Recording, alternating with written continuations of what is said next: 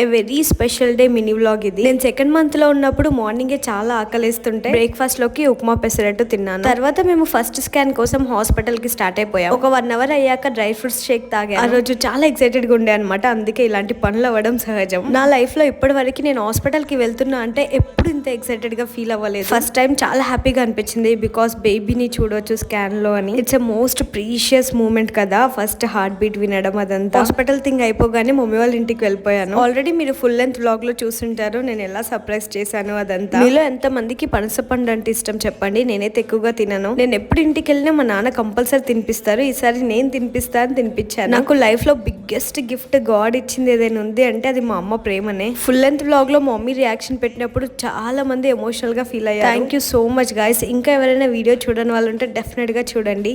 ఆ రోజు అయితే ది బెస్ట్ డే అసలు. ఇంకా ముందు ముందు బెస్ట్ వీడియోస్ తో మీ ముందుకు వస్తాను. So stay tuned.